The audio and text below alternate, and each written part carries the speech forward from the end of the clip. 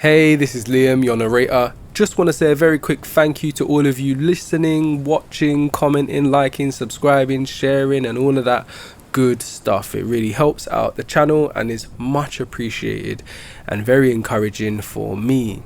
So with all that said, let's get into the story. My name's John Clayton, but my buddies call me JC. I used to be in the Navy. You'd think submarines are cool, right? For me, they were a home away from home. But one experience changed all that. It turned my safe steel home into a haunted undersea house. The year was 1992. I was stationed on a submarine called the USS Nautilus, and we were patrolling the chilly waters near Russia. Usually, life aboard the submarine was like being at a very noisy, metal-walled summer camp. The engine was always humming, and my friends and I were always joking around. But one summer night, the fun turned to fear. "Unidentified vessel incoming," my friend Lieutenant Thompson announced from the sonar station. Everyone froze. We weren't expecting other subs or ships around. We tried to make contact but got no response. Then just like that, it stopped, leaving us staring at the sonar screen, puzzled and anxious. Time seemed to stretch as we waited. The whole crew was on edge, and the silent tension was as thick as the sea outside our hull. Then suddenly, the lights began to flicker, and we were plunged into darkness. The engines, our submarine's beating heart, went quiet. It felt like we were floating in a steel coffin deep below the sea. A radio we hadn't touched sparked to life, making a horrible screaming sound. It echoed through the sub, making us cover our ears. When it stopped, it was followed by an intense silence. I could smell the fear in the air. We were scared, lost, and in the dark. Just when we thought it was over, our equipment started to fail. First the sonar, then the navigation, and finally, the system that helped us breathe. The whole time, the mystery ship stayed put, watching us like a giant sea monster. To make matters worse, our crew started to disappear. First, it was Roberts, then Peters, then Johnson. Each disappearance left us more terrified and confused. We kept seeing shadows move, hearing whispers, and feeling someone or something touching us when we were alone.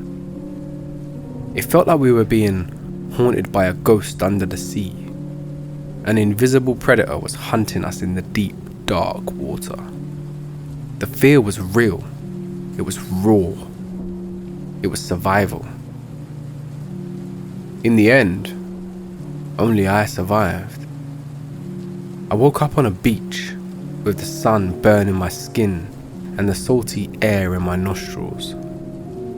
I never found out what happened to my friends or why I was the only one who made it out.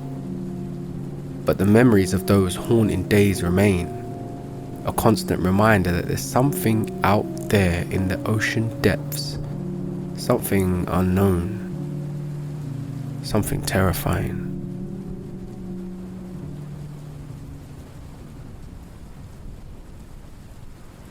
I used to serve as the chief officer on the USS Thresher, a beast of a submarine prowling the deep blue. They say the ocean's depths harbour secrets no man should unearth, but none had mentioned the toll they would extract on us, the men aboard the Thresher.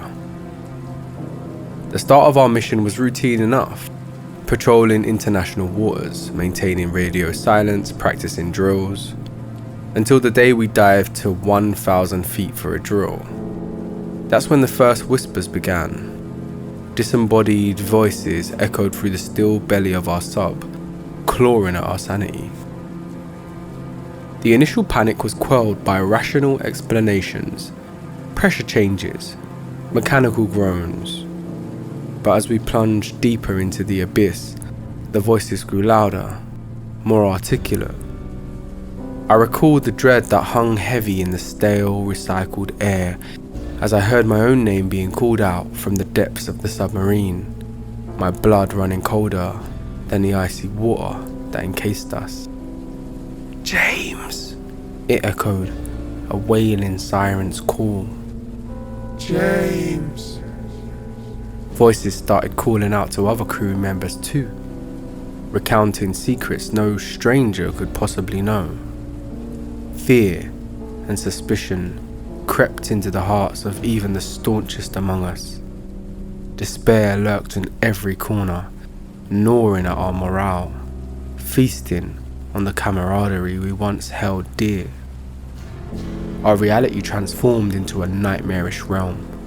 Lights flickered on and off, casting ghoulish shadows that danced along the steel bulkheads.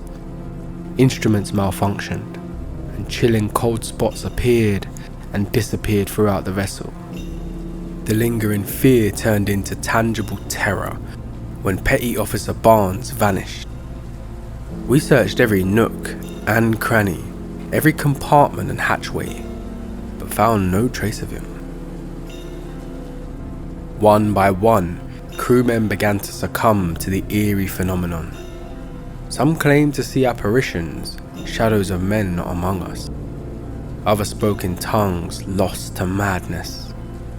We were under siege, not by enemy torpedoes, but by phantoms from the deep. We radioed our distress, pleading for extraction, and our pleas were met with confusion. According to command, the Thresher had sunk 6 years ago, with no survivors. A chill swept through us all. How were we communicating from a vessel the world believed was at the bottom of the ocean? With the passing days, despair claimed us one by one. Some wept, others screamed. A few silently stared into the void, waiting for the inevitable. I fought against the fear, the despair, the madness. I kept a log, a testament to the living nightmare we were trapped in, with the hope that one day it might serve as a warning for others who dare to delve into the ocean's secrets. The day came when I was the last one standing.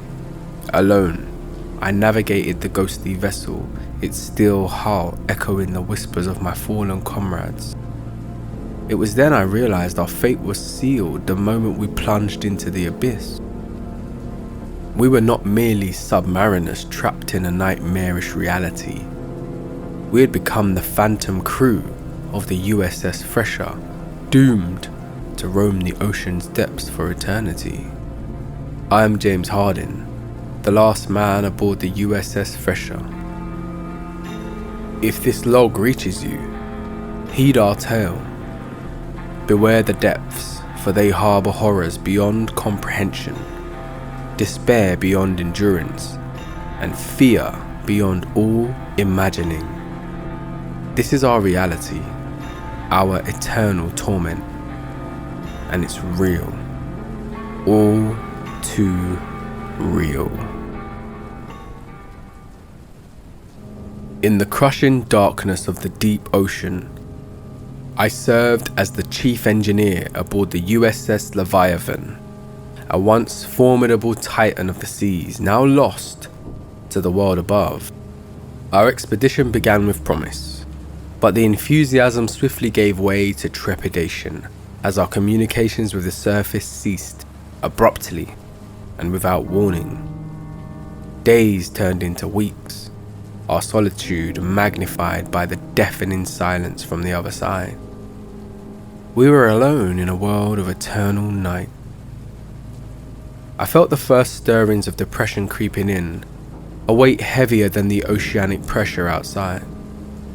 The isolation was brutal, an unending echo of desolation.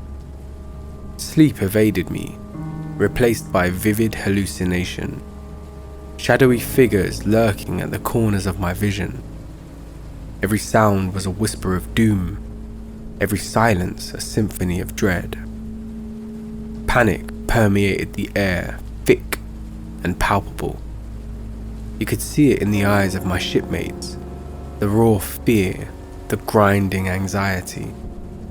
The Leviathan, our safe haven, had transformed into a cage, a haunted echo chamber that echoed our deepest fears.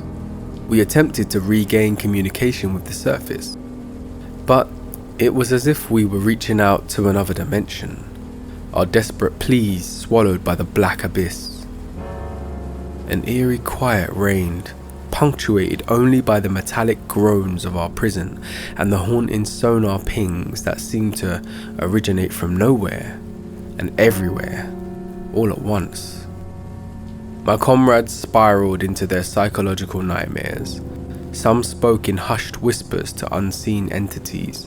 Others scribbled unreadable texts onto walls, their hands shaking, their eyes vacant. The air grew dense with despair, and the chill of the deep sea felt even colder. We lost Ensign Roberts first. He was found in the engine room, his eyes wide with a terror that had gripped him even in death. The sight of him sent waves of anger through me, anger at our situation, at our helpless plight, at the unseen force that was gnawing away at our sanity. The anger sparked resistance. We resolved to reclaim our vessel, to wrestle it from the spectral jaws that had ensnared it. But our every effort was thwarted by a malevolent force we couldn't comprehend. Machines malfunctioned with no apparent cause. Crucial navigational charts vanished, and an icy chill seemed to permeate every inch of the Leviathan. And then came the voice. It resonated through the hull, a sonorous, echoing chant that penetrated our very souls. It spoke in a language we couldn't understand, but the fear it instilled needed no translation. It was a promise, a declaration. We were its captives, its playthings. We were never meant to leave. Depression gave way to resigned acceptance. Fear and anxiety blossomed into utter terror. Anger morphed into futile resistance. We were but toys in the hands of an otherworldly entity, a ghost in the machine. As the last man standing, I recorded this, my final testament. I'm filled with dread, depression, and anger. Fear gnaws at me. Anxiety has become my only companion. But I write in the hope that someone will find this, that our tale will serve as a warning. Here in the depths, we found something. It's neither man nor beast, it's something else. The Leviathan is its home now. We are its guests. Unwilling, terrified guests, plunged into a pit of psychological torment from which there seems to be no escape. If you ever hear our distress call, do not answer. Do not search. The Leviathan is lost, and so are we. This is our fate, our endless damnation, forever echoing through the abyss. Hey, it's Liam again.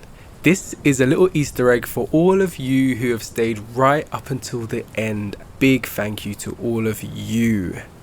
And I look forward to sharing more stories with you very soon in the next video. Take care.